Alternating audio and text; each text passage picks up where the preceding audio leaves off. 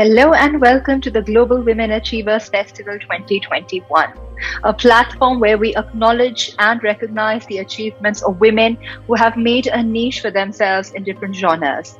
And today we have with us the gorgeous, the glamorous Kanikka Kapur. Kanika, welcome to the show. Thank you so much. Thank you.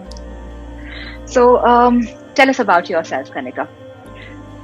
Okay. Well, I'm a human being.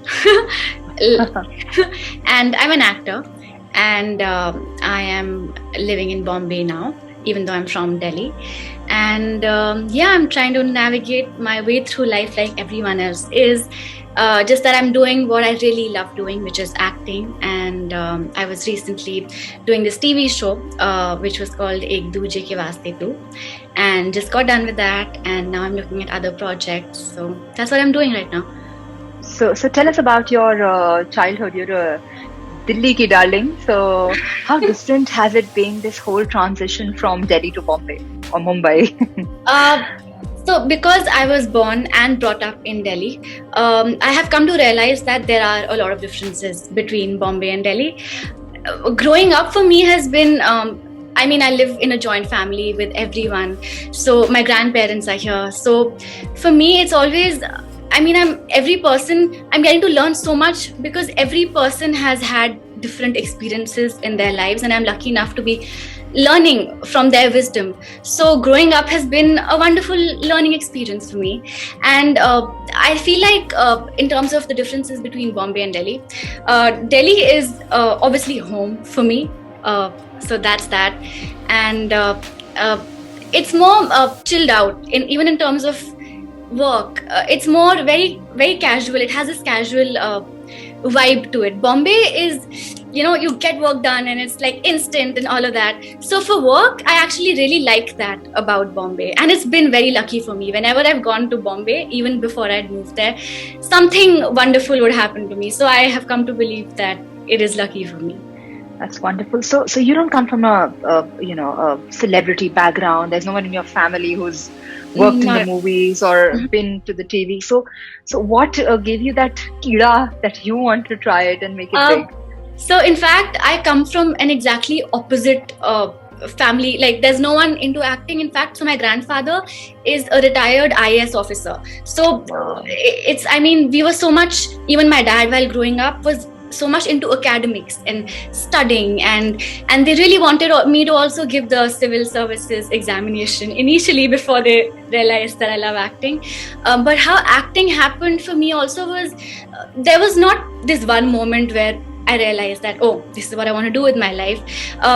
So I mostly, I've tried a lot of things in my life, and I've realized that I mostly would just be bored of, whenever I do something, I'd give it my all, but then I'd just be like, okay, what next? So I'd mostly get bored of doing things. And I realized that something artistic is what keeps my attention.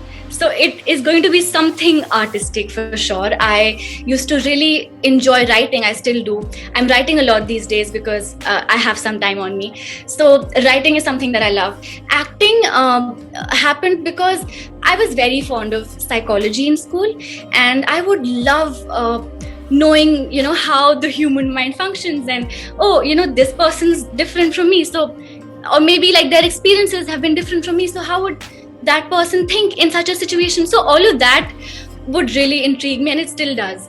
And acting, a major part of acting is to get into your character. Absolutely. And that getting into the character, that process is something that I love so much, that I think that's how acting really truly happened to me. And I think that it's something that I can't ever get bored of. I can never get bored of acting.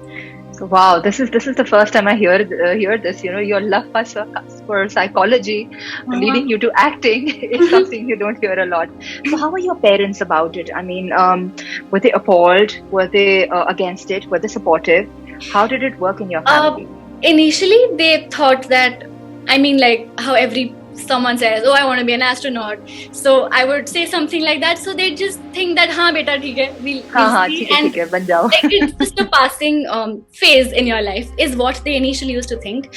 But then when they actually thought them actually working towards it. I would, even when I was in Delhi, I'd do workshops, or I was in my dramatic society back in college, so we would do a lot of stage plays, and that's how. So in fact, it was in college, in my first year, when I got my first, the Telugu film that I did. That's when I got it, and I think that's when they sort of realized that maybe she wants to continue. She means business, and she is serious. Yeah. So then how did Ek Duje Ke Vaste happen? How did that land in your kitty? Okay, so before that, I had done this television reality TV show, which was called India's Next Superstar, where I was a contestant. So it was this acting based competition, and that happened. And so with TV, I was very scared because of longer formats. So basically, a movie, mostly it's, the shoot is for... There's a schedule and it finishes. True.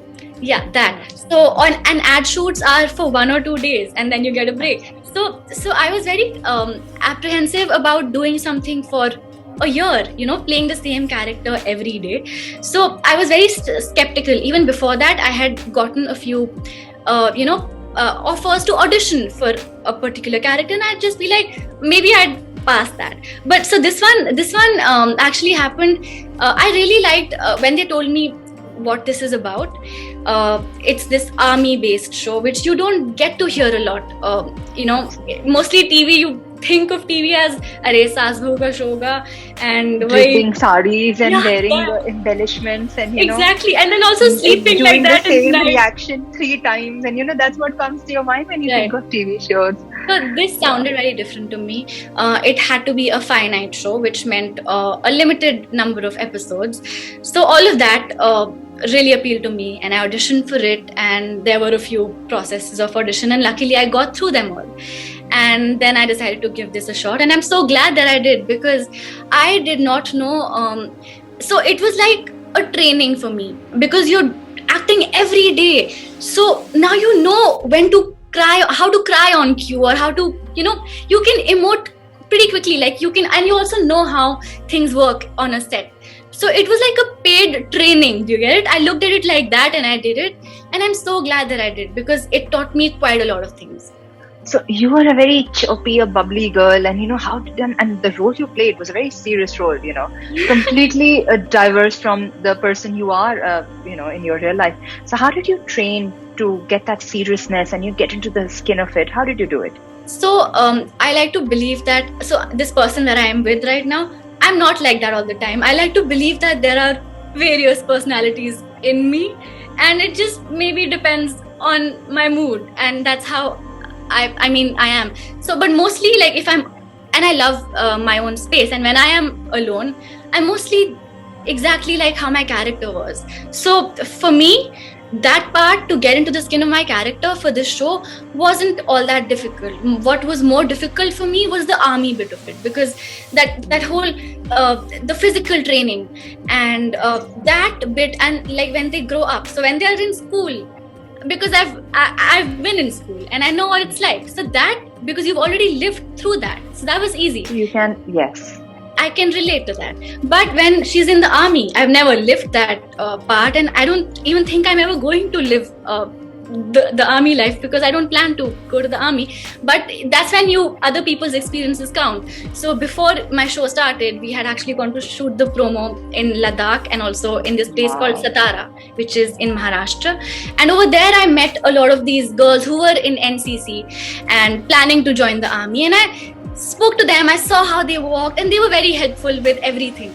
So I think that's what other people's experiences, and watching videos of how they walk, and how these army families are actually like that, like they're very particular about everything. So that I had to learn through other people. Absolutely, because it's not just about delivering your dialogue, it's also about the nuances of the character, the way you walk, the way you speak, it's so particular. Right. So I can believe you must have had to undergo a lot of training. So tell me, Kanika, what challenges do you face? As I said, there's nobody back home who can tell you how to perform in this particular sphere. There's nobody who's going to move you over your lines. You're living on your own in Mumbai. It's a new city. You're away from your family. What challenge? And professionally also, you don't have a godfather per se. So what challenges do you face? Every few days, you do seem to face a few challenges, even though they might not be very big challenges, but they're still challenges, for like their inner challenges that you have to go through every day, that you have to overcome. So especially when, say, when you're doing ads, or when you're not doing a proper longer format show, then there are breaks in the middle, and when you don't have work for maybe for even a few months, and then you begin to wonder that, am I doing the right thing? I mean, is this what I'm supposed to do? Will this work out? And all of that. So all those doubts do start to creep in, but I have learned to be patient with time. Earlier, like when initially when I'd moved to Bombay, when I would have no work, I would mostly just want to come back to Delhi and be with my family. So mostly all that I'd earned I'd just spend on flight tickets back and forth initially. But now I've grown patient, and I also like being alone in Bombay, to be really honest. I mean, it gives me so much time to think about myself and this whole world. I mean, there's so many things that you don't think that you should think about, like so I'll share this with you. Sorry, we're going off topic. Let me just finish this first. So yeah, about the challenges. So there are these challenges that I face every day. Also, because you're not a star kid, and you don't have anyone in your family who's from that background, so there's no assurance that you'll काम तो मिल ही जाएगा, you don't worry. Yeah, Exactly. You don't have that assurance, but I also do believe, and I really, really believe in this, that if you really, really want something and you're passionate about it and you're willing to put in your 100%, and I think if someone's passionate about something, then they are willing to put in their more than 100%. Then as Paulo Coelho said it, or Shah Rukh Khan said it, when you want something, the entire universe conspires. Exactly, and I really believe in that. I really believe in that, and I think no matter how long it takes, but things do work out in the end. So tell me, Kanika, being a woman, a single woman in a big city away from your family, how do you cope with that? And what would you like to say to girls of your age who want to come into the industry, who want to make a place for themselves, and who don't really have it that easy at home and really have to put a fight? So what would you want to say to them now that you've been there, lived that life? Tell us about that. So, firstly, I want to clear this air where people think, especially people who are starting out, they think that Bollywood is a bad place, or the film industry, you should really be careful. Very off, yeah. Yes, that because I mean, like I've met people and I've gone for meetings, and some of them have been a little, I don't know, shady, but you get the vibe. You get the vibe, and as long as you are clear about what you want, and no one can do any wrong to you. I mean, as long as you put your point across, then they know who they're dealing. Get the message. They get the message. Yes, loud and clear. So, and I think, bad things exist in every field. Everywhere. Just that they're not showcased that much because they're not being recorded, or they're not being interviewed like as I am right now. So but it's not a bad place. Firstly, that. Second, a lot of I've seen a lot of kids a lot of people my age wanting to be actors, and they're being put down by people because they tell them that, you don't have the looks for it, or you don't have, which is also not true. Like, you just know how to act. So if you really want to be an actor, I think you should look for workshops, trainings, or by observing people and all of that. And if you really want to just be good at acting, go to Bombay. The right people are automatically going to contact you once they see your talent. That is what mostly happens these days. So it's not a bad place to be in. That's wonderful. And I'm sure that must be very heartening for a lot of young people who are watching this, and their parents who are in fear as to what might happen. So that's very heartening to know. So Kanika, if you were to play, since this is a Women's Day program we're doing, if you had to play one female character which you really admire and aspire to be like in the movies, what would it be?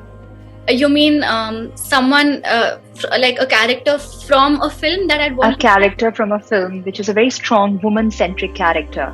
Who would you play? So I used to I don't know if you've seen the film. It's called Highway. It's Alia has this Bhatt, film with yes. Alia Bhatt in it, directed by Mr. Imtiaz Ali.